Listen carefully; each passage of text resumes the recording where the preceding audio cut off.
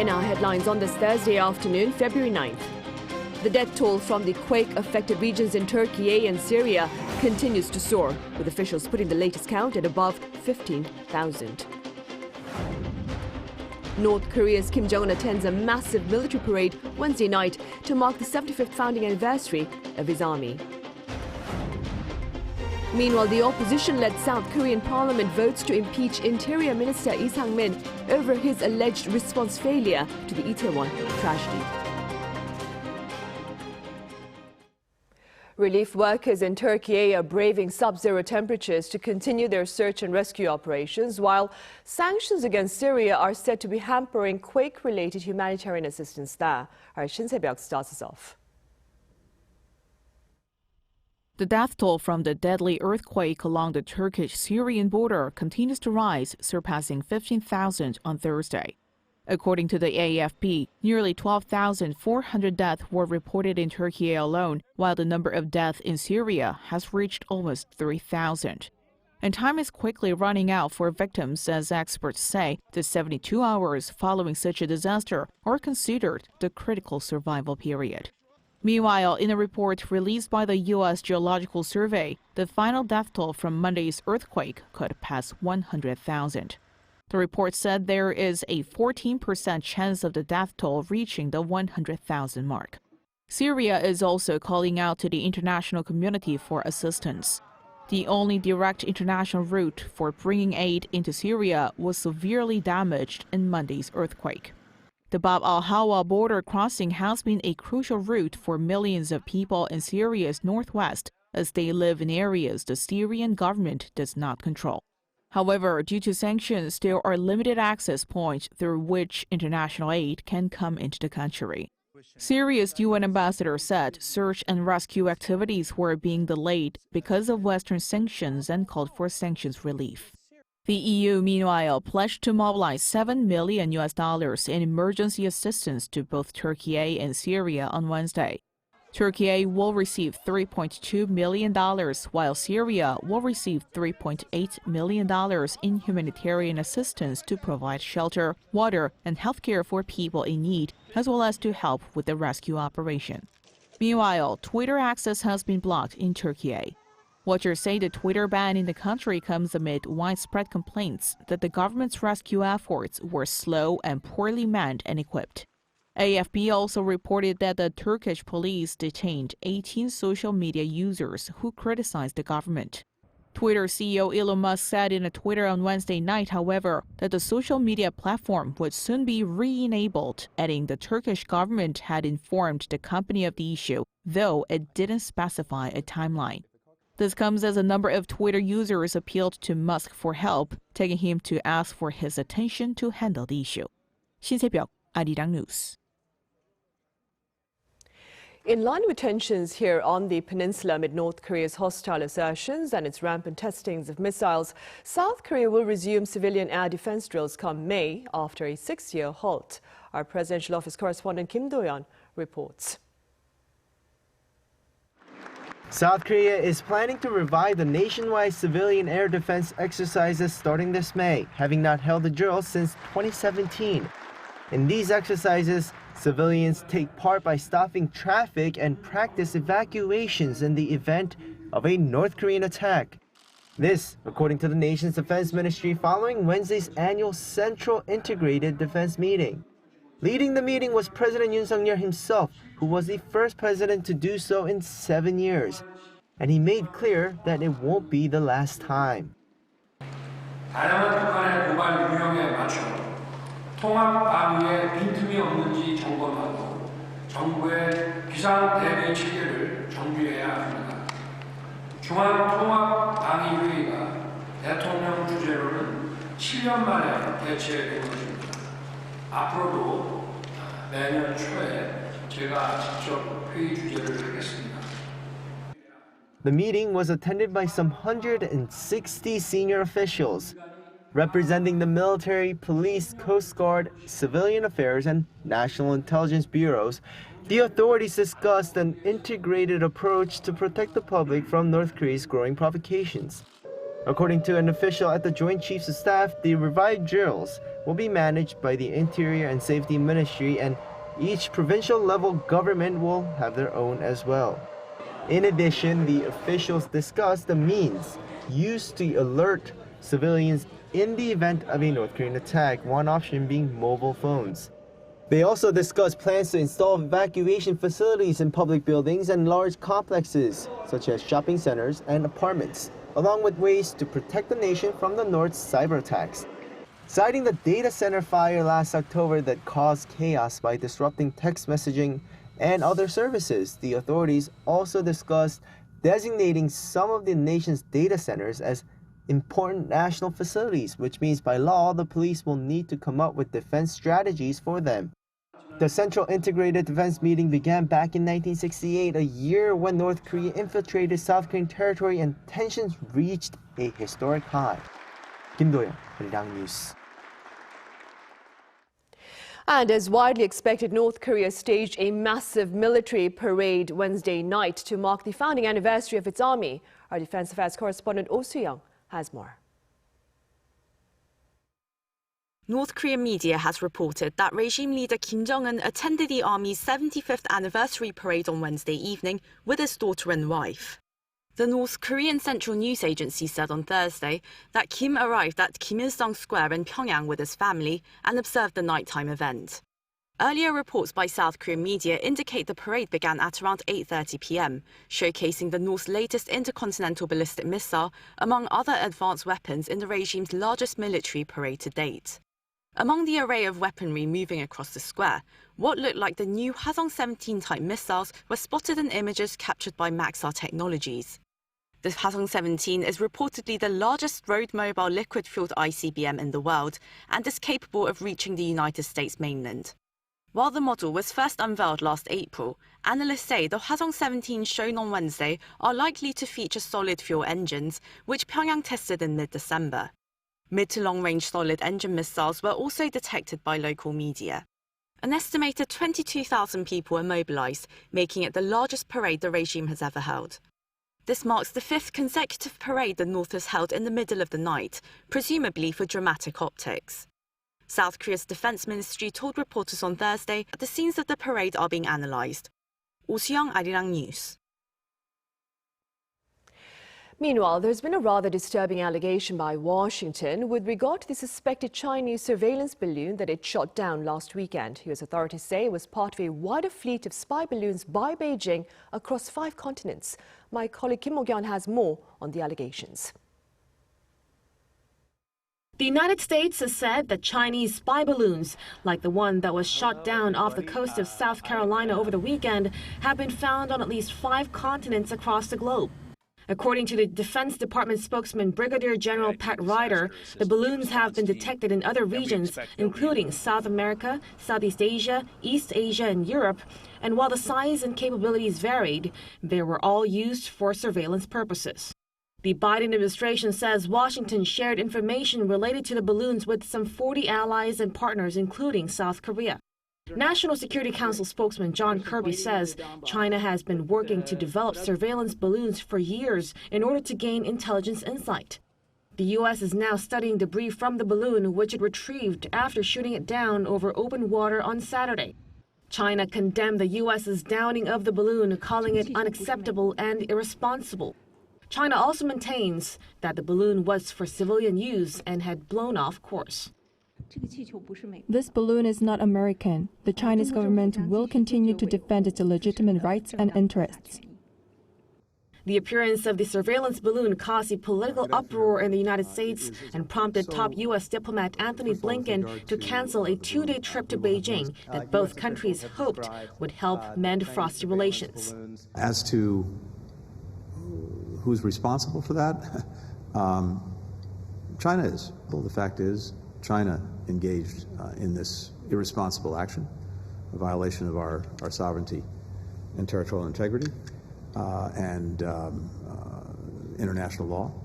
U.S. President Joe Biden mentioned the latest incident during his State of the Union address, reiterating that if Beijing threatens Washington's sovereignty, the U.S. will act to protect its country. Kim Mo-gyeon, Arirang News. build a global coalition.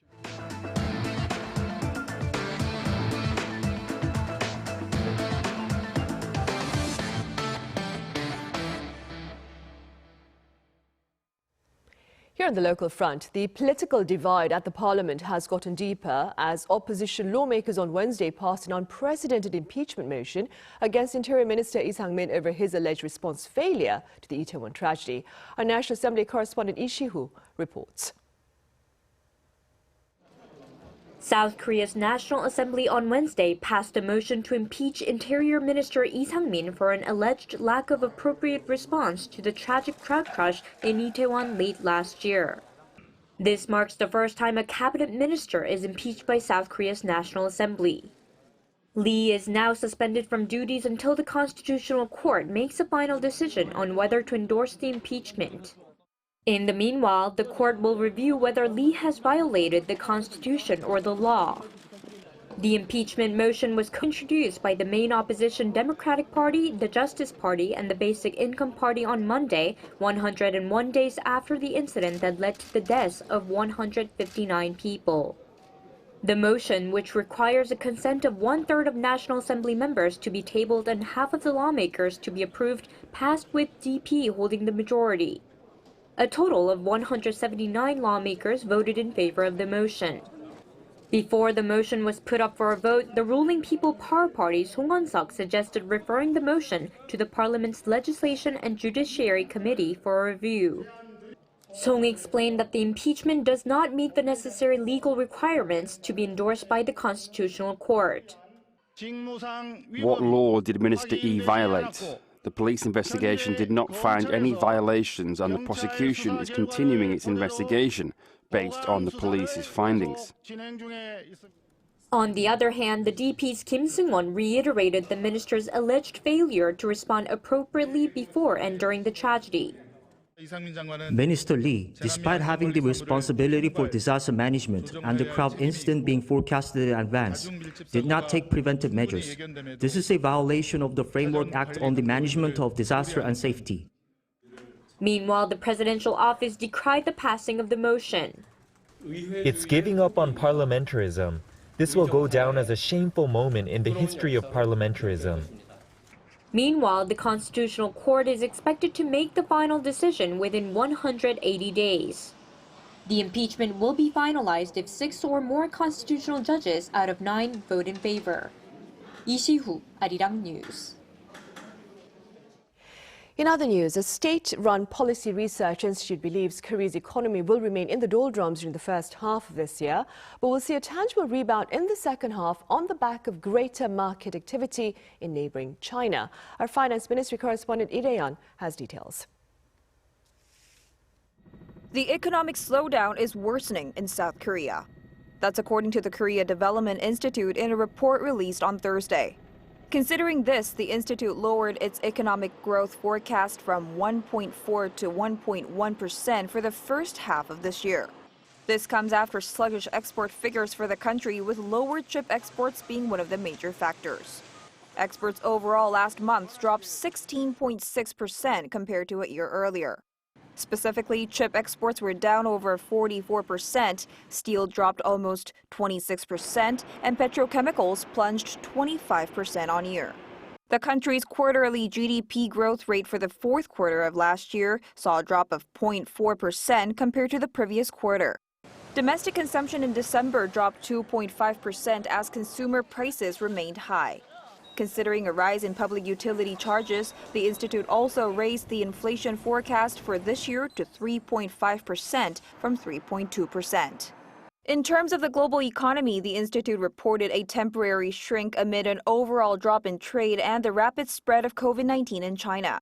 But it also mentioned that easing inflation in many countries and the weakening U.S. dollar show signs of a possible recovery for the global economy. Meanwhile, the institute expects South Korea's economy to see a rapid recovery in the second half of 2023, keeping its economic growth forecast for 2023 as a whole at 1.8%. Although the first half of this year may see a deepening economic slowdown, the second half may see a quick recovery. Reopening in China may fuel South Korea's exports to reach over the economic growth forecast. However, the report added that as this forecast depends on external matters such as China's economy and rate hikes in the U.S., there is still a high chance that Korea's economic recovery could be delayed. It also mentioned that housing market declines may also be a risk that could affect consumption and investment in construction. Lee Dae-hyun, Arirang News. Global smartphone shipments will remain flat this year. Now, this is according to market research firm Counterpoint Research on Thursday. It claimed that smartphone makers are expected to ship some 1.23 billion to 1.24 billion units this year, which is similar to the number of units shipped last year. In fact, roughly 1.2 billion units were shipped in 2022, the lowest since 2013. Researchers there are linking this year's sluggish projection to the global downturn. Global shipments of foldables, however, are expected to surge 52% on year to reach 22.7 million units. Over in the U.S., in his second State of the Union address back on Tuesday, President Joe Biden pledged to ensure that the supply chain for America begins in America. Well, plans to this end were also shared by his Treasury Secretary upon a visit to a LG Energy Solution and General Motors joint venture facility. Our Ian Jin reports. On Wednesday, U.S. Secretary General Janet Yellen visited the Ultium Cells Spring Hill battery cell manufacturing plant in Tennessee. The plant is the second of 3 planned joint ventures between General Motors and LG Energy Solution. Currently under construction, the facility is set to begin production later this year, with expectations that it will eventually employ 1,700 people. The visit is part of a week-long travel itinerary, with Yellen and other cabinet officials touting the Inflation Reduction Act's boosting of green energy manufacturing and battery production. Speaking at the site, Yellen stressed President Joe Biden's economic plan to rescue the U.S. economy. The visit also comes as the U.S. Treasury Department changed the classification of electric crossover vehicles from passenger cars to SUVs.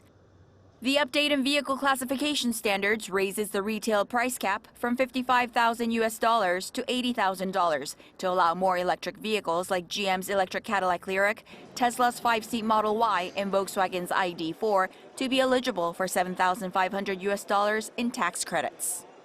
The Treasury said China currently produces 70% of batteries for electric vehicles manufactured in the U.S., and the tax credit rules are designed to shift the battery supply chain away from China. It added that since August, dozens of companies across the clean energy spectrum have announced tens of billions of dollars worth of investment in the United States. LG Energy appears to be taking a cautious approach to battery plant investment, while GM pushes ahead aggressively in pursuit of its plan to launch 30 new EV models worldwide by 2025. Ian Jin, Arirang News. On the entertainment front, K-pop girl group Red Velvet will be performing at the Primavera Sound, one of the largest music festivals in the world, over in Barcelona and Madrid this summer. Now, Red Velvet will be the only K-pop act joining the event this year and is poised to perform on the opening day at each location. That would be June 1st in Barcelona and June 8th in Madrid. This Spanish music festival has a 22-year history, and this year's lineup includes headliners Blur, Kendrick Lamar and Halsey.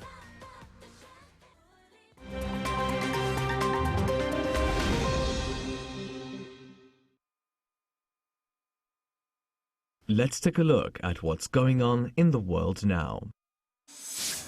In London, Ukrainian President Volodymyr Zelenskyy has made a surprise visit. It's only the second time that Zelenskyy has left Ukraine since Russia's invasion almost a year ago.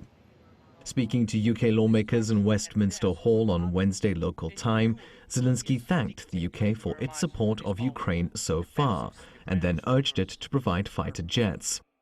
It's a request that Western allies, including the UK, had denied up until now. But UK Prime Minister Rishi Sunak said that, quote, nothing is off the table and that jets are a part of the conversation. The UK leader also pledged that Britain will train Ukrainian pilots to fly NATO standard jets and that delivery of military equipment to Kyiv is being sped up. Meanwhile, Russia has pushed back, with its embassy in London warning the UK not to provide fighter jets to Ukraine. Moving on to sports, as basketball legend LeBron James has broken the all-time record for the most career points scored in the NBA. As of Tuesday local time, James has scored a total of 38,390 points during his NBA career. The new record was made in a nail-biting game that saw James's team, the Lakers, lose 133-130 to Oklahoma City Thunder.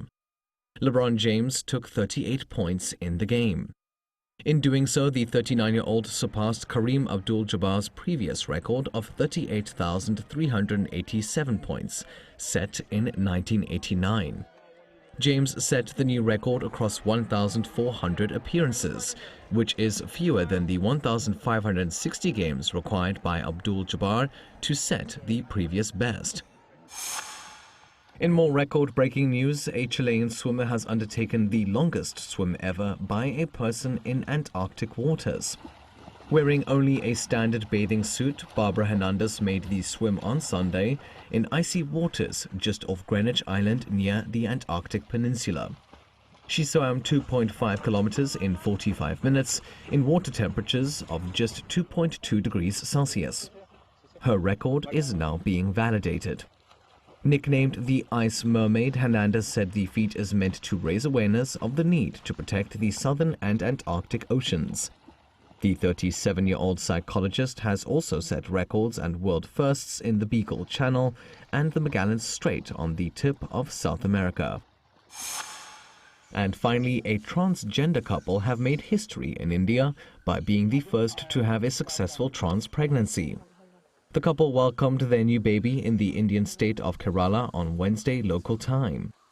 Although the birth was a month premature, the couple confirmed that the newborn is in good health. The couple, 21-year-old Zia Paval and 23-year-old Zahad, paused their hormone treatments in order to start a family. According to estimates, India has over 2 million transgender people. In 2014, India's Supreme Court made a ruling that they have equal rights to other people. But many still face prejudice and struggle to access education and healthcare. Matthew Ashley, Arirang News.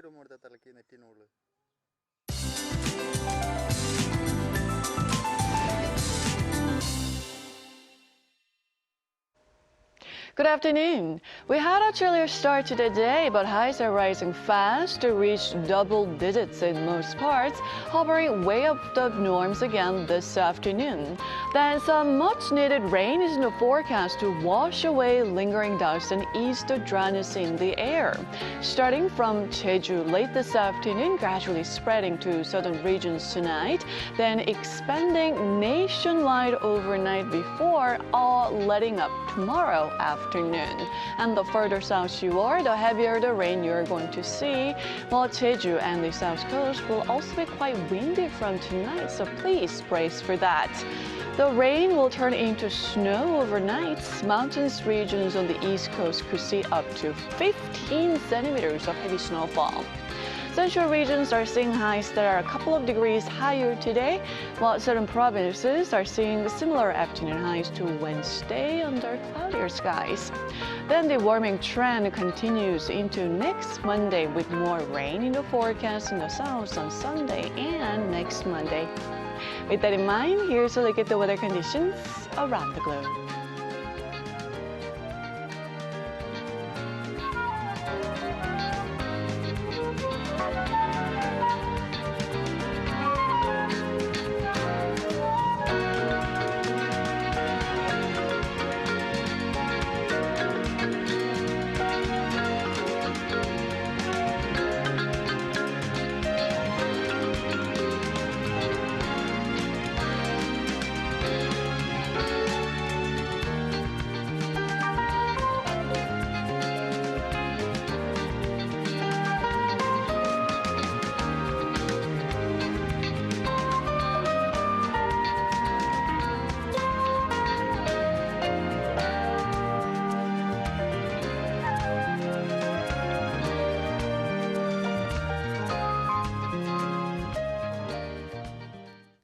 That ends our afternoon newscast, but as always, that is, we have our panel session coming up in a few minutes, so do stay tuned.